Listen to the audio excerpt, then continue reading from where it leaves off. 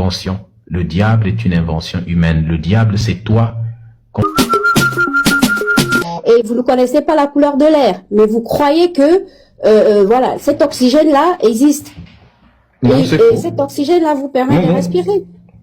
Non, non, c'est faux. Je ne crois pas que l'oxygène existe. Je sais que l'oxygène existe parce que il y a des atomes. On sait comment extraire ces éléments. On a pu identifier avec précision, avec la chimie, on a pu identifier précisément les gaz qui composent l'air. Et parmi ces gaz, nous avons l'oxygène. Nous savons que lorsque l'être humain respire, il inspire de l'air et dans cet air se trouve le dioxygène et que c'est ce dioxygène qui se colle aux alvéoles et que ensuite les alvéoles, lorsque le sang passe, il y a des atomes, il y a une molécule qu'on appelle l'hémoglobine dans le sang qui est composée d'atomes de fer et le dioxygène se colle à ces atomes de fer, ce qui crée un oxyde de fer, ce qui donne la couleur rouge au sang, et le sang qui est oxygéné, donc qui est rouge, part déposer ce dioxygène dans le reste des organes. Donc nous, ce n'est pas par magie, non, on sait exactement ce qui se passe dans le sang, on sait de quoi l'air est constitué. Et l'air, c'est pas parce qu'on le voit, on n'a pas besoin de voir quelque chose pour savoir qu'il existe, nous avons 5 sens.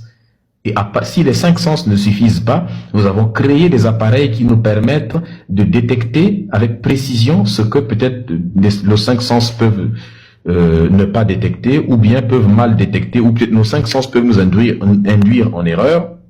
Nous avons des appareils pour détecter cela.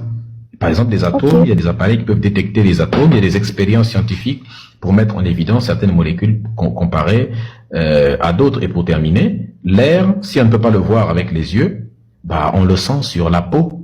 Quand l'air souffle, on sent sur la peau qu'il y a de l'air et on voit comment ça soulève les feuilles, ainsi de suite, la jupe des filles.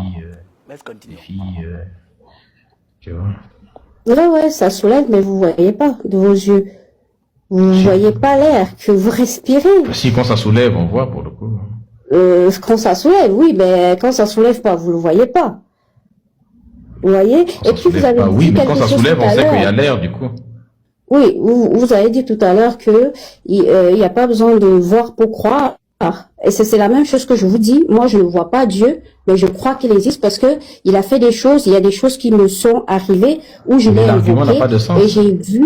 Oui, bah, pour vous, ça n'a pas de sens. Vous voyez? Non, regarde. Vous croyez pas nous, Dieu, on ne voit pas avec les Dieu. yeux, mais on a d'autres, on a dit qu'il n'y a pas besoin de voir, mais c'est pas parce qu'on ne voit pas. On peut démontrer que ça est là, même sans voir, on peut mettre en évidence par d'autres moyens. Par quel moyen, toi, tu as pu mettre en évidence l'existence de Dieu? Ben, tout ce qui existe même déjà là, ça sort d'où, ça vient d'où, je sais pas, Chaque chose a son origine. Ah bah voilà. Donc l'origine, expliquez-moi un peu tout ce qui existe sur Terre. De quoi, par exemple? Par rapport à, vous dites sécurisez le live, s'il vous plaît, la famille, s'il vous plaît. On arrive vous pas dites que Dieu n'existe pas, Allah n'existe pas et tout ce que vous avez dit. Du coup, le diable existe ou pas? Non, le diable est un mythe qui a été créé parce que pour manipuler une personne, il faut lui donner un ange et puis il faut lui donner un démon en même temps. C'est tout principe de manipulation. Il faut créer un ange, il faut créer un démon. C'est comme ça. Dieu, on vous a créé un Dieu, un être qui est bien, qui est bon. Et ensuite, on vous a créé un diable, un être qui est mauvais, qui est méchant. Et c'est avec ces deux êtres que l'on joue avec vos cerveaux. Tantôt, on vous fait peur avec le diable et on vous fait vendre de l'espoir avec Dieu, de l'espoir quand ça va bien. N'est-ce pas? Il y a Dieu qui est là, et quand ça va mal, le coupable, c'est le diable. Tu es devenue innocente dans l'équation. Le bien, c'est Dieu qui en est à l'origine. Le mal, c'est Dieu qui en est, c'est le diable qui en est à l'origine. Et toi, tu n'es qu'un instrument utilisé soit par Dieu, soit par le diable. Voilà comment l'être humain a créé deux entités qui lui permettent d'échapper, n'est-ce pas, à ses propres actes. Les actes, de ne pas assumer les actes bien ou mal qu'il commet en les attribuant à des entités à l'extérieur de lui-même, alors que non, c'est lui-même qui en est responsable. C'est ça, la lâcheté de l'humain. La religion est un système d'irresponsabilité humaine. C'est ce qui nous permet, parce que la vie est trop dure, c'est trop compliqué, on n'arrive pas à assumer nos actes, alors on cherche à les attribuer à d'autres entités que nous avons fabriquées. Nous devenons esclaves de nos propres inventions. Le diable est une invention humaine. Le diable, c'est toi quand tu commets des mauvaises choses. Dieu, c'est toi quand tu fais tout ce qui est bien. En fait, Dieu et le diable se trouvent en toi. Ce sont deux facettes de l'être humain. C'est l'humain qui constitue ces deux éléments. Sauf que nous avons choisi de les mettre à l'extérieur de nous, et même pas à l'extérieur physique, mais à un extérieur imaginaire, de considérer que ces éléments sont dehors de nous pour mieux les supporter en nous, pour ne pas qu'on se déteste nous-mêmes. Parce que quand on considère que tous les gnolls qui se passent sur Terre, tous les assassinats qui se passent sur Terre, c'est vraiment l'être humain qui les commet, c'est pas Satan, ça fait perdre la foi en l'humain.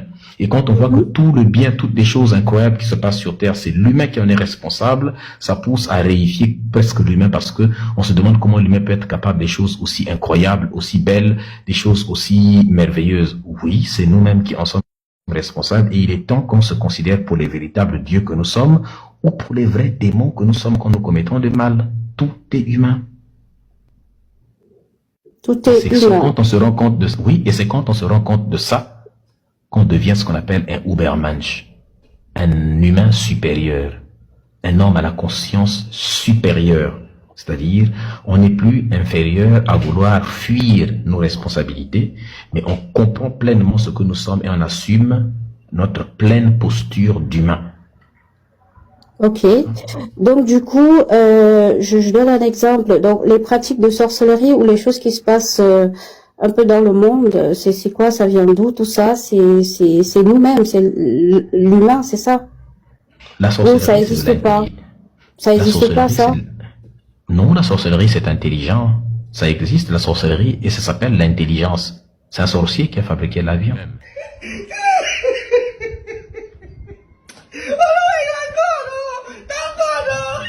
C'est un sorcier qui a fabriqué ce sont des sorciers qui ont contribué à mettre ce téléphone sur pied. Les mathématiques, c'est de la sorcellerie. Si tu es simple, tu pratiques pas les maths. Faut être un vrai sorcier pour pouvoir calculer des trucs et puis aller, tu envoies un missile, ça tombe sur la gueule de quelqu'un, exactement là où tu voulais que ça tombe, avec une précision incroyable. Ça, c'est de la sorcellerie, ça. Faut être sorcier pour fabriquer un traitement et puis tu envoies chez quelqu'un, la personne boit et puis soigne directement l'infection qu'il avait. C'est ça qu'on appelle la sorcellerie. Parce qu'en réalité, la sorcellerie, c'est quand on a des connaissances. Ce sont des gens connaisseurs qu'on appelle des sorciers. Si je sais comment choisir, comment soigner, je sais que je peux aussi t'empoisonner. Si je sais comment défendre mon village, je sais aussi comment attaquer celui des autres. En fait, l'intelligence, on peut l'utiliser à plusieurs escients. À bon donc physiquement et c'est la science, la sorcellerie. Ouais, la science, c'est la sorcellerie. Donc, il y a la science du jour et la science de nuit. Je sais pas, quoi. Non, parce qu'il y a des situations qui se passent, hein. Nous, on vit, moi, je suis africaine, vous êtes africain aussi, hein. Donc, vous savez, vous voyez ce qui se passe un peu. Donc, voilà, c'est la science, mais la science de quoi? Il y a la science de jour et de nuit, ou je sais pas. Non, il n'y a pas de science de jour ou de nuit, c'est simplement un ensemble de connaissances que certains ont, que d'autres n'ont pas. Il n'y a pas de science de jour ou de science de nuit ou quoi que ce soit. Soyez des scientifiques, vous aussi. Ayez cette science, vous aussi, si vous voulez vous prémunir de ça. Devenez sorcier. Mais si tu es contre la sorcellerie, tu penses que les sorciers te persécutent, deviens sorcière comme ça. La meilleure façon de lutter contre les sorciers, c'est de connaître ce que les... on est en des connaissances. Si moi, je fabrique des armes et puis je t'attaque, toi aussi apprends à fabriquer des armes pour te défendre avec les mêmes armes. Tant que tu ne sauras pas comment fonctionnent les armes, tant que tu ne seras pas capable d'en fabriquer pour doter ton armée de ça pour contre-attaquer, tu ne pourras pas. Si tu penses que les sorciers t'attaquent trop et que depuis que tu as commencé à prier, Dieu ne fout absolument rien, deviens sorcière, comme ça tu sais exactement quel ingrédient le sorcier a pris pour t'envoyer un sort, comme ça toi aussi tu le contrecarres ou tu le réponds avec ça. Ah de toute façon, ça m'intéresse pas. De faire du mal à justement parce que ça t'intéresse pas que vous serez toujours victime de ces sorciers-là. De faire du mal à mon prochain, ça m'intéresse pas. Mais faire du mal, qui t'a dit que la sorcellerie c'est de faire du mal? Les sorciers vous soignent également. La sorcellerie c'est de savoir soigner aussi. Les sorciers protègent les villages, non? Attends, tu as déjà entendu que les sorciers ont protégé plein de villages, non? Protéger et détruire en même temps aussi. Oui, est-ce qu'ils protègent aussi? Des deux côtés. Des deux côtés, non? Oui. Je viens de te dire que la sorcellerie, c'est la capacité de connaître, faire le bien et faire le mal. Le tout, c'est d'avoir la connaissance. La sorcellerie, c'est ça, la connaissance. Maintenant, ce que tu fais de cette connaissance, ça dépend de toi. La sorcellerie, c'est de savoir fabriquer un couteau. Maintenant, si tu utilises ce couteau-là pour couper les tomates, c'est bien. Mais si tu l'utilises pour aller planter dans le ventre du voisin, ça n'a rien à voir avec la sorcellerie. Le fait d'avoir fabriqué le couteau ne t'a pas donné d'indication ou quoi que ce soit à comment l'utiliser. Il a simplement fabriqué. La sorcellerie, c'est ça, la capacité d'inventer, de fabriquer un couteau. Maintenant, si tu l'utilises pour quoi que ce soit, là, tu abandonnes le domaine de la sorcellerie, tu rentres dans le domaine de tes émotions. Parce que l'autre agnace ta copine, ta femme, ou bien l'autre l'agnace avec ton mari, et tu pars maintenant lui planter un couteau parce qu'elle agnace avec ton mari ou voleuse de mari. Là, ça n'a plus rien à voir avec la sorcellerie. Ça, ce sont tes petits sentiments d'êtres humains qui commencent à te manipuler. Et tu utilises maintenant la sorcellerie pour aller faire telle ou telle chose. C'est exactement ça. Mais n'accusez pas de ça. N'attribuez pas à la sorcellerie qui est tellement quelque chose de puissant, c'est-à-dire que l'intelligence, la connaissance humaine, les sentiments humains. Séparer les sentiments des êtres humains qui les poussent à se venger ou à commettre des actes et la sorcellerie qui est un ensemble de connaissances, de savoirs qui pousse et qui permet aux gens d'avoir telle ou telle science sur tel et tel domaine. Je suis un sorcier moi-même et je te parle en tant que sorcier.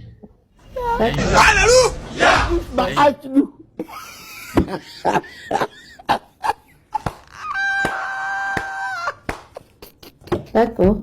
Mais je me dis, des fois dans la vie, quand je sais pas, quand vous n'avez pas vécu des choses, voilà, vous analysez comme vous le dites. Mais moi, je vous dis, je suis sorcier moi-même. Comment ça, je n'ai pas vécu? À la mosquée, vous ne me verrez plus. Là, je suis masqué, vous ne me verrez plus. À l'église, vous ne me verrez plus. Là, je dis, vous ne me verrez plus. À la mosquée, vous ne me verrez plus. Là, je suis masqué, vous ne me verrez plus.